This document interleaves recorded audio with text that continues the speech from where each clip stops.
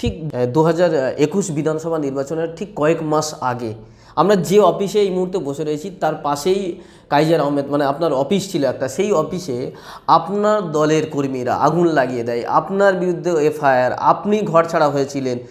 দলের ছেলেদের যে অন্তঘাত, কষ্ট লাগেনি কি? আমার কষ্ট তো লেগেছে, এবং আমার রাজনীতি করতে গিয়ে এত বড় আঘাত আমি কোনোদিন পাইনি।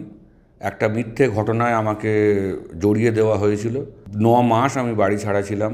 যেদিনকে 2021 সালের 5ই মার্চ আমাদের দলের প্রার্থী ডিক্লেয়ার হয়, আমি সেদিনও বাড়ি ছিলাম না। আমি বাড়ি ফিরি 10ই মার্চ, 9 মাসেরও বেশি বাড়ি ছাড়া থাকার কারণে এখানে অনেক কিছু ঘটনা ঘটে গেছে, যার কারণে মানে আমার দুঃখ তো হয় তো স্বাভাবিক। আমার পরিবারের উপরেও অনেক টর্চার হয়েছে। সেটা পরবর্তীতে যারা করেছে তারা নিজেদের ভুল হয়তো বুঝতে পেরেছে। এখন তো আমরা সবাই একসাথে আছি, মিলেমিশে আছি। গঙ্গাসাগর মেলা, সেই মেলাকে কেন্দ্র করে কোনো একজন ব্যক্তি কলকাতা হাইকোর্টে কেস করেছেন যে এই করোনা ছড়িয়ে পড়ছে, রাজ্য সরকার এর জন্য সচেতন করছেন, কিন্তু গঙ্গাসাগর মেলার জন্য রাজ্য সরকারের সমস্ত প্রস্তুতি, রাজ্য সরকার অর্থ দিচ্ছে, সমস্ত প্রস্তুতি দিয়েছেন, এবং সেখানে করোনা ছড়ানোর যে ভয় সেইটা তিনি তুলে কলকাতা হাইকোর্টে কেস করেন। কিন্তু সেখানে রাজ্য সরকারের পক্ষ থেকে জানানো হয়েছে যে নোনা জলে করোনা হয় না। আপনি একজন শিক্ষিত লিডার হিসাবে, শিক্ষিত মানুষ হিসাবে এটা কি মেনে নেবেন, নোনা জলে করোনা হয় না? কেউ কারোর ব্যক্তিগত মতামত বলতে পারে, আমি এই বিষয়ে কোনো বিতর্কর মধ্যে যাব না। আমার পার্টির বক্তব্য কিনা আমি এখন অবধি জানি না, তবে আমি এসব জিনিস বিশ্বাস করি না। আমি সায়েন্সকে বিশ্বাস করি, আমি বাস্তবতাকে বিশ্বাস করি। ঘণ্টা কাঁসর বাজিয়ে এইসব নানান কিছু কীর্তি করে যে করোনা চলে যাবে, ওইসব জিনিসকে আমি মানি না।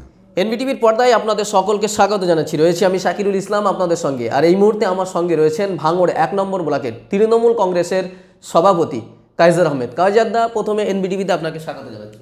স্বাগত তোমাদেরকে, এবং নববর্ষের শুভেচ্ছাও তোমাদের জানাই। তোমাদের মাধ্যমে দর্শকদের যারা দেখছে তাদের সবাইকেই শুভেচ্ছা জানাই, নমস্কার। অনেক দিন পর একেবারে এনবিটিভির মুখোমুখি, কেমন আছেন? মোটামুটি তো ঠিকই আছে। নতুন বছর কেমন কাটছে? নতুন বছর উৎসবের মেজাজ, সবাই এখন উৎসবের মেজাজেই রয়েছে, সবাই আনন্দে কাটছে, এবং নতুন বছর সবার ভালো যাক। তারপরে এই যে কোভিড সিচুয়েশান তৈরি হয়েছে, সেখানে একটা মানুষের মনের মধ্যে ফের নতুন করে একটা আশঙ্কা দেখা দিয়েছে, ফের লকডাউন হবে কি না। যারা খেটে খাওয়া দিনমজুর তাদের মনের মধ্যেও অনেক জিনিস চলছে। তো ঈশ্বরের কাছে, আল্লাহর কাছে এটাই প্রার্থনা করব যে এই প্যান্ডামিক থেকে আমাদেরকে বার করুক। নতুন বছরটা যেন আশা করেছিলাম খুব ভালোভাবে কাটুক, কিন্তু বছরের শুরুতেই ফের আবার কোভিডের মানে মহামারী ফের আবার পুনরায় এসছে, এটাও একটা আমাদের কাছে একটা বেদনাদায়ক। যা তবুও ঈশ্বরের কাছে প্রার্থনা করব যেন সবাই ভালো থাকে, সবাই সুস্থ থাকে। আমরা জানি সাধারণত ভাঙড় মানে রাজনীতির একটা উত্তাপ ময়দান, ভাঙড় মানে মিডিয়ার খোরাক। সেই ভাঙড় কোথাও যেন একেবারে শান্ত হয়ে গিয়েছে। তাহলে কি এই পৌষ মাসের কনকনের শীতে ভাঙড় কি একেবারে ঠান্ডা হয়ে গেল? না, অ্যাকচুয়াল আমরা তো এটাই আশা করি, এটাই আমরা সাধারণ মানুষ আমরা প্রত্যাশা করি যে আমরা শান্তির সাথে, সুস্থভাবে, সম্প্রীতির সাথে আমরা একসাথে মিলেমিশে থাকি। সেই পরিবেশটা মাঝে মাঝে বিঘ্নিত হয়, এটা আমাদের কাছে খুব মানে প্রাকৃতিক, দুঃখজনক। এটা আমরা প্রত্যাশা করি না, কিন্তু ঘটনাক্রমে ঘটে যায়। এবং এখানে তোমাদের মতো মিডিয়ারা এতভাবে আছে, এখানে মিডিয়ার বিজনেসটা এখানে এতভাবে চলে, যাতে করে ক্ষুদ্র ছোট ছোট খবরটাকে বড় করে দেখানো হয়। তো তোমাদেরও বোঝা উচিত যে তোমরাও ভাঙড়ের ছেলে, ভাঙড়ের বাসিন্দা, তোমাদেরও বোঝা উচিত যে এইভাবে যদি কোনো খবর করানো হয় পরের পর, তো ভাঙড়ের নাম বদনাম হয়। সেখানে তোমাদেরও যুক্ত আছে, তোমাদেরও নামও বদনাম হবে। যাই হোক, সেগুলো তোমাদেরও বিচার বিবেচনা করে খবরগুলোকে প্রেজেন্টেশন করা উচিত, মানে কোনটা সত্য কোনটা মিথ্যে। ঘটনা তো সব জায়গায় ঘটে, তো আমাদেরকে হিসেব করে বুঝে সুঝে পা ফেলা উচিত, যাতে করে ভাঙড়টাকেও আমাদেরকে বাঁচাতে হবে। ভাঙড়টাকে একদম কলকাতা লাগোয়া, কীভাবে এখানে উন্নয়ন হয়, কীভাবে এখানকার মানে ইনফ্রাস্ট্রাকচার ভালো হয়, কীভাবে অর্থনৈতিকভাবে এখানকার মানুষ চাঙ্গা হয়। এখানে সবজি ব্যাপকভাবে এই শীতের সময় কলকাতায় যায়, সারা বছরই যায়। এখানে বিখ্যাত আপনাদের ক্যাপসিকাম, ফুলকপি, ব্রোকলি বিখ্যাত জায়গায় রয়েছে। তারপরে এখানকার টমেটো, সব রকমের সবজি ভাঙড় থেকে কলকাতায় যায়। তো এখানে ভাঙড়ের একটা যাতে সুনাম তৈরি হয়, সে জায়গাটাও তোমাদের দেখা উচিত। একদম একদম ঠিক।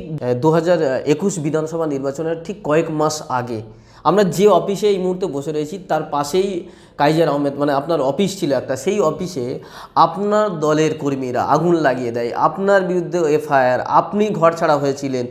দলের ছেলেদের যে অন্তঘাত, কষ্ট লাগেনি কি? আমার কষ্ট তো লেগেছে, এবং আমার রাজনীতি করতে গিয়ে এত বড় আঘাত আমি কোনোদিন পাইনি। একটা মিথ্যে ঘটনায় আমাকে জড়িয়ে দেওয়া হয়েছিল। 9 মাস আমি বাড়ি ছাড়া ছিলাম। যেদিনকে 2021 সালের 5ই মার্চ আমাদের দলের প্রার্থী ডিক্লেয়ার হয়, আমি সেদিনও বাড়ি ছিলাম না। আমি বাড়ি ফিরি 10ই মার্চ, 9 মাসেরও বেশি বাড়ি ছাড়া থাকার কারণে এখানে অনেক কিছু ঘটনা ঘটে গেছে, যার কারণে মানে আমার দুঃখ তো হয় তো স্বাভাবিক। আমার পরিবারের উপরেও অনেক টর্চার হয়েছে। সেটা পরবর্তীতে যারা করেছে তারা নিজেদের ভুল হয়তো বুঝতে পেরেছে। এখন তো আমরা সবাই একসাথে আছি, মিলেমিশে আছি। কিন্তু আমরা যেটা দেখেছি 2019 লোকসভা নির্বাচনে, সেখানে মিমি চক্রবর্তী ভাঙড় বিধানসভা থেকে 1,10,000-এর বেশি ভোটে লিড পেয়েছিলেন। ভাঙড় 1 নম্বর ব্লকের 3টি অঞ্চল থেকে প্রায় 40,000 ভোটে লিড পেয়েছিল, এবং সেখানে ঠিক 1 বছর 8 মাস পর 2021 বিধানসভা নির্বাচনে সেই 3টে অঞ্চল থেকে 9,000 ভোটে বিরোধীরা লিড দিয়েছে। মানে উল্টো ওইদিকে 40,000 মাইনাস, আবার প্লাস এদিকে আরও 9,000। এই যে মাইনাস, যে কাইজের আহমেদের অনুপস্থিতি কি এটা কি প্রমাণ করেছে? 100 বার এ বিষয়ে কোনো সন্দেহ নেই। ওই ঘটনাটাকে ভাঙড়ের মানুষ, আপামর সাধারণ মানুষ ভালোভাবে নেয়নি। এখানে আমি যেভাবে মানুষের সঙ্গে থেকে কাজ করেছি, দীর্ঘদিন ধরে কাজ করে আসছি, মানুষের দায়ে দরকারে বিপদ আপদে যেভাবে আমি পাশে দাঁড়াই, আমার উপর এই ঘটনা ঘটে যাওয়ার পরে সাধারণ মানুষ এটাকে একদম ভালোভাবে নেয়নি। যার কারণে আমি 10ই মার্চ ফিরে আসার পর, 10ই এপ্রিল আমাদের এখানে ইলেকশন হয়েছিল, তো ফিরে আসার পরে ওই 1 মাসে আমি রিকভারি করতে পারিনি। সেই মনও ছিল না, কিন্তু আমি আমার সাধ্যমতো চেষ্টা করেছিলাম, যতটুকু করা যায়। দলের সুপ্রিমোদের অর্ডার ছিল, কিন্তু আমরা সেই সময় আর মানুষকে আর ফেরাতে পারিনি। তখন অলরেডি তারা ডিসিশন নিয়ে নিয়েছে। 9 মাসের অ্যাবসেন্স, গ্যাপ, আর সেখানে একটা মানসিকভাবে প্রস্তুতি তৈরি করে নেওয়া, তারপরে আইএসএফের যেভাবে জাল বিস্তার করেছিল, সেই জাল ছেঁড়া আমার পক্ষে ওই অল্প সময়ের মধ্যে সম্ভব ছিল না।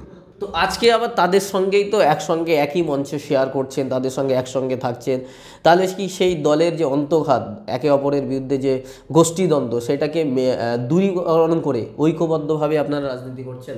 হ্যাঁ, তো রাজনীতির এটা একটা পার্ট। রাজনীতিতে শত্রু মিত্র চিরস্থায়ী নয়, তো এটা আমাদের মেনে নিতে হয়। নিয়ে একটা জায়গায় তো দল মানে তো আমি একা নয়, দল মানে তো সবাইকে নিয়ে, তো সেই কারণে সবাইকে নিয়ে অ্যাকোমোডেট করে একটা জায়গায় করার চেষ্টা করছি। যার কারণে এখন দেখছেন যে ভাঙড়টা শান্ত রয়েছে, স্বাভাবিক আছে। চেষ্টা করব এই জায়গাগুলোকে ফের পুনরায় রিকভারি করিয়ে আবার দলের যাতে এখানে সুনাম তৈরি হয়। 2019-এর লোকসভা নির্বাচনে যেমন রেজাল্ট হয়েছিল, তার থেকে আরও বেটার রেজাল্ট যাতে পার্টি পায়, সে ব্যবস্থা করার জন্য আমরা আন্তরিকভাবে প্রচেষ্টা চালাচ্ছি। আমরা সাধারণত ভাঙড়ের মানুষের কাছে বা সমাজের কাছে একটা পরিচিতি ছিল যে ভাঙড় মানে কাইজার নান্নু একদিকে আর আরাবুল একদিকে। নান্নু হোসেন মারা যাবার পরে সেই আরাবুল বিরোধী শিবিরের লিডারশিপ দেবে কাইজার, এইটা সাধারণ মানুষের অনেকের প্রত্যাশা ছিল।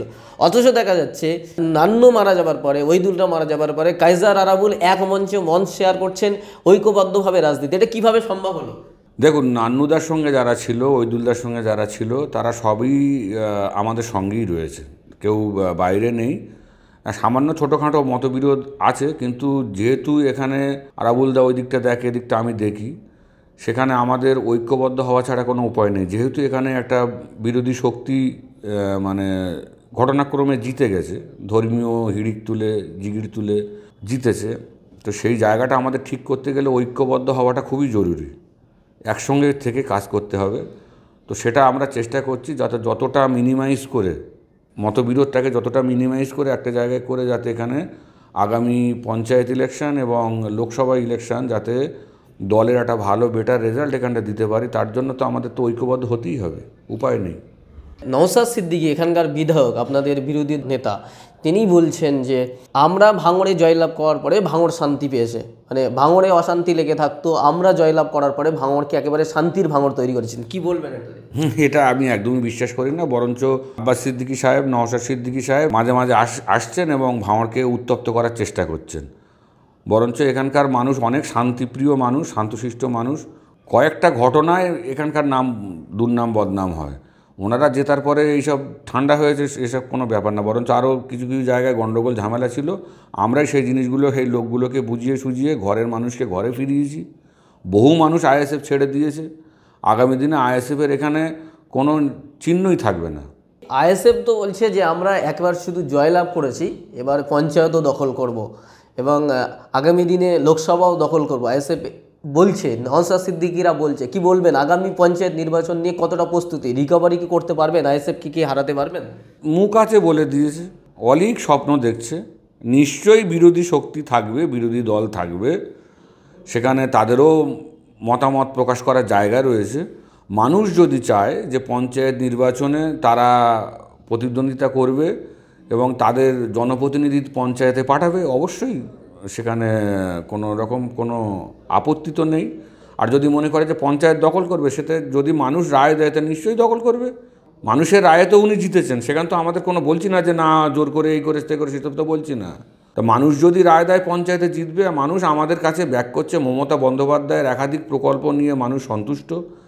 ভেরি রিসেন্ট যে লক্ষ্মী ভাণ্ডারের যে প্রকল্পের যে টাকা মমতা বন্দ্যোপাধ্যায় মায়েদের অ্যাকাউন্টে দিচ্ছে এবং আরও স্বাস্থ্যসাথীর কার্ডের মাধ্যমে যে চিকিৎসার ব্যবস্থা করছেন, মানুষ এতটা ভুল করবে না। সারা পশ্চিমবাংলার মানুষ মমতা বন্দ্যোপাধ্যায়কে দু হাত ভরে 2021 নির্বাচনে সাপোর্ট করেছে। সংখ্যালঘু মানুষ প্রায় 25% মানুষ সাপোর্ট করেছে। ভাঙড় হচ্ছে তার ব্যতিক্রম। এখানে আমি এখনও বলবো, আগামী দিনেও বলবো, আগেও বলেছি যে আমার অ্যাবসেন্স, আমার অনুপস্থিতি এখানে একটা বিরাট বড় ফ্যাক্টর হয়ে দাঁড়িয়েছিল। ওই সময়ে যদি শুরুতেই যদি ওই আব্বাস সিদ্দিকীকে, নওশাদ সিদ্দিকীকে যদি রোকা যেত, সেইভাবে দলীয় সংগঠন যদি বুঝে বুঝে ঠিক করা যেত, তাহলে এই ধরনের পরাজয় হতো না। দেখুন, 39,356 ভোটে আমার এই 3টে অঞ্চল থেকে লিড হয়েছিল। যদি এখানে যদি ওই ঘটনা না ঘটতো, তাহলে নয় করে আমি সব কিছুই বাদ দিলাম, আমি 20,000 ভোটও মাইনাস করে দিলাম। যদি আমি এখান থেকে 15,000 ভোটেও যদি লিডটা দিয়ে দিতাম, তাহলে কিন্তু নওশাদ সিদ্দিক জিততো না। সামান্য 13,000-এর মার্জিন ছিল, 26,000-এ জিতেছে। 13,000 14,000 পার করে দিলে এখান থেকে, তাহলে আমার ক্যান্ডিডেট এখান থেকে জিতে যেত। কিন্তু সেই জায়গাটা, সেই রাস্তাটা আমার এত অল্প সময়ের মধ্যে আমি করে উঠতে পারিনি। না তো এখানে আমি যদি নাও আসতাম, দেখা যেত যে তৃণমূলের অনেক জায়গায় এজেন্টই বসতো না। ওই একটা মাসে অনেকটা যতটা পেরেছি রিকভারি করেছি। মানে পরিস্থিতি খুবই খারাপ ছিল। ভোটের পরে ভাঙড়ে আবার শক্তভাবে তৃণমূল কংগ্রেস তারা লড়াই দিচ্ছে, আবার তারা সভা করছে, সমিতি করছে, সংগঠন গোছাচ্ছে। কোনো এক মঞ্চে বক্তব্য রাখতে গিয়ে আপনাদের দলের দক্ষিণ 24 পরগনার মহিলা কংগ্রেসের যিনি সভাপতি, মহিলা তৃণমূল কংগ্রেসের, তিনি একটা মঞ্চে বক্তব্য রাখতে রাখতে বলেছিলেন যে হযরত মুহাম্মদ সাল্লাল্লাহু আলাইহি সাল্লামের পয়গম্বরের সঙ্গে মমতার উম্মতকে উদাহরণ টেনেছিলেন এবং সেটা নিয়ে মুসলিম সম্প্রদায়ের ভাবাবেগে একটি আঘাত পড়েছিল এবং পরবর্তীতে তিনি ক্ষমাও চেয়েছিলেন। কিন্তু কাইজার আহমদের মতো একজন ধর্মপ্রাণ মুসলিমদের মুখ থেকে তার প্রতিবাদ শোনা যায়নি। এইটা অনেকে মানুষ এইটা চেয়েছিলেন যে কাইজার আহমেদ এই বিষয়ে কিছু বলুক, কিন্তু বলেননি। কি বলবেন এটা নিয়ে? না, এটা নিয়ে কেউ আমাকে প্রশ্ন করেনি। যেহেতু তুমি আমাকে প্রশ্ন করছো, আমি তোমার মাধ্যমে দর্শকদের সবাইকে আমি বলছি যে এই বিষয়টা নিয়ে আমিও ব্যক্তিগতভাবে প্রতিবাদ জানাচ্ছি এবং ক্ষমাও চাইছি। যেহেতু আমার নেত্রী ক্ষমা চেয়েছেন, তবু ওনার মুখ দিয়ে যেটা আমি শুনেছি, ওনার কাছে পার্সোনালি আমি জিজ্ঞেস করেছিলাম, তো আমাকে বলেছিল কাইজার ভাই, ওটা আমার স্লিপ অফ টাং, মানে একটা ভুলবশত বলে ফেলেছি। এটা মানুষ ভুল করতেই পারে, ভুল বলতেই পারে, তার জন্য সে যদি ক্ষমা চায় তাকে ক্ষমা করা উচিত। তো উনি যখন ক্ষমা চেয়েছেন, তাহলে এই প্রসঙ্গটা না তোলাই ভালো। একেবারেই রিসেন্টলি যে মেলা চলছে, গঙ্গাসাগর মেলা, সেই মেলাকে কেন্দ্র করে কোনো একজন ব্যক্তি কলকাতা হাইকোর্টে কেস করেছেন যে এই করোনা ছড়িয়ে পড়ছে, রাজ্য সরকার এর জন্য সচেতন করছেন, কিন্তু গঙ্গাসাগর মেলার জন্য রাজ্য সরকারের সমস্ত প্রস্তুতি, রাজ্য সরকার অর্থ দিচ্ছে, সমস্ত প্রস্তুতি নিয়েছেন এবং সেখানে করোনা ছড়ানোর যে ভয়, সেইটা তিনি তুলে কলকাতা হাইকোর্টে কেস করেন। কিন্তু সেখানে রাজ্য সরকারের পক্ষ থেকে জানানো হয়েছে যে নোনা জলে করোনা হয় না। আপনি একজন শিক্ষিত লিডার হিসাবে, শিক্ষিত মানুষ হিসাবে, এটা কি মেনে নেবেন, নোনা জলে করোনা হয় না? কেউ কারোর ব্যক্তিগত মতামত বলতে পারে, আমি এই বিষয়ে কোনো বিতর্কের মধ্যে যাব না। আমার পার্টির বক্তব্য কিনা আমি এখন অবধি জানি না, তবে আমি এসব জিনিস বিশ্বাস করি না। আমি সায়েন্সকে বিশ্বাস করি, আমি বাস্তবতাকে বিশ্বাস করি। ঘণ্টা কাঁসর বাজিয়ে এইসব নানান কিছু কীর্তি করে যে করোনা চলে যাবে, ওইসব জিনিসকে আমি মানি না। এই যে ভাঙড়ে আইএসএফ জিতেছে 2021 বিধানসভা নির্বাচনে, তাদের স্বপ্ন পঞ্চায়েত ও নির্বাচনে লড়াই করবে, তারা জিতবে। এই যে তাদের স্বপ্নকে ভাঙতে বা তৃণমূল কংগ্রেস আবার পুনরায় ক্ষমতায় আসতে কি কি পদক্ষেপ নেবেন আপনি ভাঙড় 1 নম্বর ব্লকের সভাপতি হিসাবে? আমি 1 নম্বর ব্লকের সভাপতি হিসেবে এবং ভাঙড়ের একজন পরিচিত লিডার হিসেবে আমি আপনাদের মাধ্যমে বলতে চাই, ভাঙড়ের বিধানসভার 13টা অঞ্চলের একটিও অঞ্চল আইএসএফ জিততে পারবে না। হতে পারে একটা আধটা পঞ্চায়েত মেম্বার জিতবে, তো কয়েকটা গ্রামে, সেখানে আমাদের নেতৃত্বের ত্রুটি বিচ্যুতি রয়েছে, তবু আমরা এখনও সময় রয়েছে 1 বছর 3 মাস মতো, আমরা এটাকে রিকভারি করার চেষ্টা করব সেই জায়গাগুলো, যাতে ওরা একটা সিটও না জিততে পারে। তাই বলে এই নয় যে জোর জুলুম করে মেরে ধরে যে কুকীর্তিগুলো সিপিএমের আমলে হতো, সেই জিনিসগুলো আমরা মোটেই চাই না, এগুলো আমরা করতেও চাই না। তবুও মানুষ বুঝেছে যে ধর্ম একটা আলাদা জিনিস, সেটা মনে প্রাণে থাকে, রাজনীতি একটা আলাদা জিনিস। তো আমরা ফুরফুরা শরীফকে সম্মান করি, ইজ্জত করি, এবং আমরা ফুরফুরা সিলসিলার মানুষ, আমরা সেখানকার মুরিদান। তো সেখানে একটা ওই টাইমটায় যেভাবে ওনারা পরের পর মিটিং করে মানুষকে ওনাদের দিকে ধর্মীয় সার্টিফিকেট দেবে, মরার পরে সার্টিফিকেট পাবে, এইসব নানান কথাবার্তা বলে, যেমন পাওয়ার গ্রিডে সব মিথ্যে জিনিস প্রচার করে পাওয়ার গ্রিডটাকে আটকে দিয়েছিল, তেমনি এরা ঠিক ওই টাইমটায় আমার অ্যাবসেন্সে অনেক নানান মিথ্যে জিনিস মানুষের মনের মধ্যে ধর্মীয় ভাবাবেগ ঢুকিয়ে দিয়েছিল, যে একটা ধর্মের গুরু তাকে ভোট দেওয়া মানে বেহেস্তে যাবে, নানান কিছু কথাবার্তা বলেছিল। তো মানুষ একটু ধর্মবিরু স্বাভাবিকভাবেই সেখানে একবার প্রতিবারে তৃণমূলকে ভোট দিই, একটা বার দিয়ে দেখি, এইসব নানান চিন্তাভাবনা করে তারা দিয়েছিল। কিন্তু যারা ভোট দিয়েছিল, যে আশায় ভোট দিয়েছিল, যারা নেতৃত্ব দিয়েছিল, যে আশায় নেতৃত্ব দিয়েছিল, তাদের সেই আশাটা ভঙ্গ হয়েছে। তার মানে এই নয়, এটাও বলবো না যে 100 হয়েছে, এখনও আছে 25% মতো এখনও রয়েছে। এই জায়গাটা আমরা আশা করি আমাদের সবার মিলিজুলি প্রচেষ্টায় আমরা এই জায়গাটাকে আগামী 1 বছরের মধ্যে রিকভারি করতে পারবো ইনশাল্লাহ। একেবারেই আমরা আলোচনা করছিলাম ভাঙড় 1 নম্বর ব্লকের তৃণমূল কংগ্রেসের সভাপতি কাইজার আহমেদের সঙ্গে। আজকের আলোচনায় একেবারে সর্বশেষ প্রশ্ন শেষ করছি আমরা, শেষ করার আগে শেষ প্রশ্ন করব, এই মুহূর্তে যে দর্শকগুলো দেখছেন তাদের উদ্দেশ্যে কি বলবেন? তাদের উদ্দেশ্যই একটাই বলবো যে নূতন বছর আপনাদের সবার ভালো কাটুক। আপনারা যে যেখানে আছেন, আপনার পরিবার নিয়ে আছেন, নূতন বছরে এখন উৎসবের মেজাজ চলছে, আপনারা সবাই সুস্থ থাকুন, ভালো থাকুন, এবং এলাকাকে শান্ত রাখুন। ভাঙড়ের নাম যাতে সুনাম হয় আপনার মাধ্যমে, আমাদের মাধ্যমে, এক একটা ইন্ডিভিজুয়ালের মাধ্যমে, সে চেষ্টা প্রত্যেকে আমাদের করা উচিত। যেমন আমরা একটা ক্ষুদ্র জায়গার মধ্যে থেকে আমাদের এলাকার রাস্তাঘাট, লাইট, পানীয় জল আমরা করার চেষ্টা করছি, সেগুলো ছোট ছোট ব্যাপার নিয়ে আপনাদেরও একটা যদি ক্ষুদ্র ক্ষুদ্র প্রচেষ্টায় যদি ভাঙড়ের নাম উজ্জ্বল হয়। এখান থেকে অনেক কৃতি ছাত্ররা বিভিন্ন জায়গায় গিয়ে খেলতে গিয়েছে, বা নানান কিছুভাবে ভাঙড়ের নাম উঠে আসছে সব জায়গায়। তো সেটা চাই যে আপনাদের এক একজন ব্যক্তি বিশেষের মাধ্যমে যাতে ভাঙড়ের নাম সুনাম হয়, একক আমাদের দ্বারা হবে না। তাই প্রত্যেকের প্রচেষ্টা দরকার, প্রত্যেকের দরকার।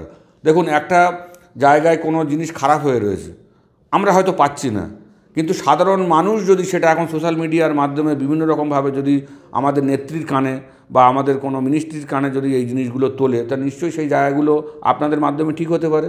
নিশ্চয়ই আমরা তার জন্য ক্রেডিট নিতে যাব না। আমরা চাই যে গভর্নমেন্ট এখানে কাজ করুক। যেহেতু এখানে আমাদের বিধায়ক নেই, আমাদের দলের বিধায়ক নেই, সেখানে এই নওশাদ সিদ্দিকী সাহেব সাধারণ ভাঙড়ের মানুষের একটা সার্টিফিকেট দেওয়া ছাড়া দ্বিতীয় কোনো উপকারে উনি লাগবে না, কোনো কাজে উনি লাগবে না। যার কারণে মানুষ আস্তে আস্তে আমাদের দিকে আসছে। আমি আপনাদের কাছে অনুরোধ করব যে মূল স্রোতে থাকুন। আমরা সংখ্যালঘু সম্প্রদায়ের মানুষ, আপনারা মূল স্রোতে থাকুন, সেখানে সরকারি সুযোগ সুবিধা নেন, নিয়ে আপনার যাতে উন্নয়ন হয়, আপনার এলাকায় যাতে উন্নয়ন হয় সেই চেষ্টা করবেন। খামোকা এই সমস্ত বিদ্রোহী ভূমিকা পালন করে নিজের পরিবার এবং নিজের সমাজকে পিছিয়ে দেবেন না, এটুকু আপনাদের কাছে আমার অনুরোধ থাকলো। ধন্যবাদ। এখন এই পর্যন্ত। পরবর্তী খবরের আপডেট পেতে আমাদের সঙ্গে থাকুন। সকলে ভালো থাকবেন, সুস্থ থাকবেন। ধন্যবাদ।